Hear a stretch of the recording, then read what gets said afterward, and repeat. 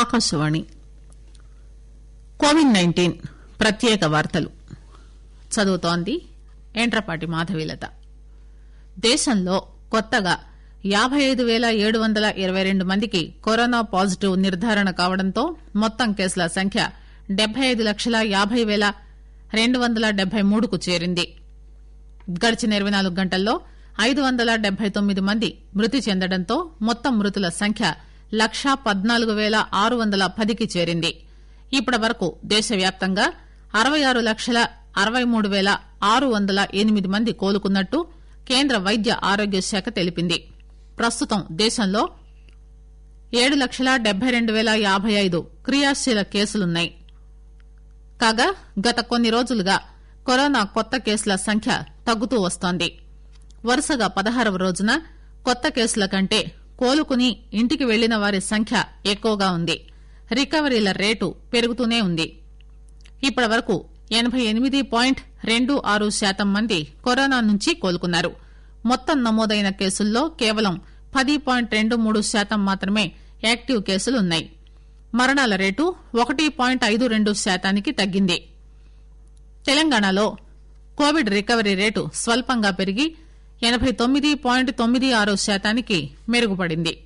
గడిచిన 24 గంటల్లో మరో 1,896 మంది కోలుకోవడంతో ఇంతవరకు కోలుకున్న వారి సంఖ్య 2 లక్షలు దాటి 686గా నమోదైంది. కాగా రాష్టంలో కొత్తగా 948 మందికి కోవిడ్ సోకడంతో కరోనా వైరస్ సోకిన వారి సంఖ్య 2,23,059కి చేరింది.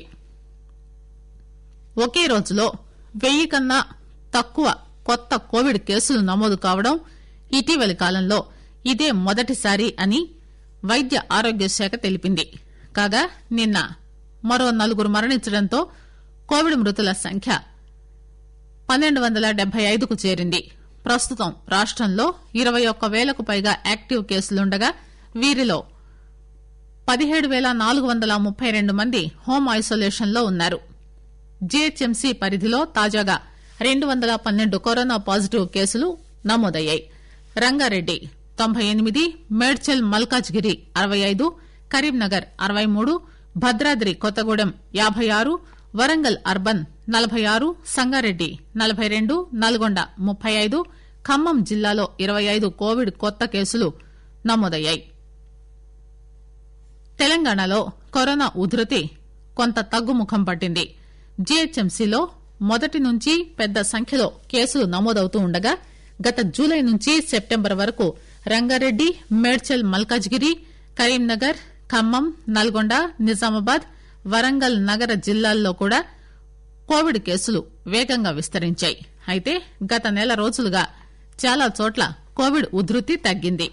ఐసీయూల్లో చికిత్స పొందుతున్న వారి సంఖ్య కూడా గణనీయంగా తగ్గింది. కోవిడ్ కేసుల సంఖ్య తగ్గుముఖం పట్టడమే కాకుండా ఆసుపత్రుల్లో చేరకుండా ఇళ్లలోనే చికిత్స పొందుతున్న వారి సంఖ్య పెరుగుతోందని వైద్య వర్గాలు విశ్లేషిస్తున్నాయి. కాగా భద్రాద్రి కొత్తగూడెం జిల్లాలో మాత్రం గత నెల రోజుల్లో 39% మేరకు కోవిడ్ కేసుల నమోదు పెరిగింది.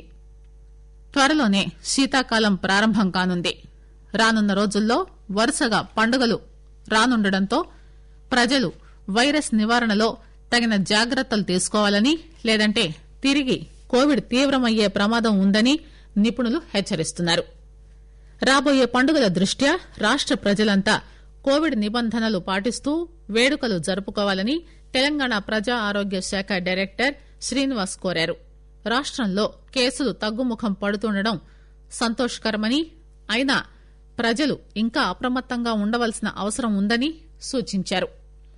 ప్రతి 10 లక్షల మందిలో 1.2 లక్షల మందికి కరోనా పరీక్షలు నిర్వహిస్తున్నామని, పాజిటివ్ గా నిర్ధారణ అయిన వారిలో 70% మందికి ఎలాంటి లక్షణాలు లేవని చెప్పారు. మాస్క్ ధరించడంతో పాటు భౌతిక దూరం పాటిస్తూ వేడుకలు చేసుకోవాలన్నారు. కరోనా తీవ్రతను దృష్టిలో ఉంచుకుని ఎక్కువ మంది ఒకే దగ్గర చేరకుండా కుటుంబ సభ్యులతోనే వేడుకల్లో పాల్గొనాలని ఆయన సూచించారు. ఆకాశవాణి కోవిడ్-19 ప్రత్యేక వార్తలు ఇంతటితో సమాప్తం.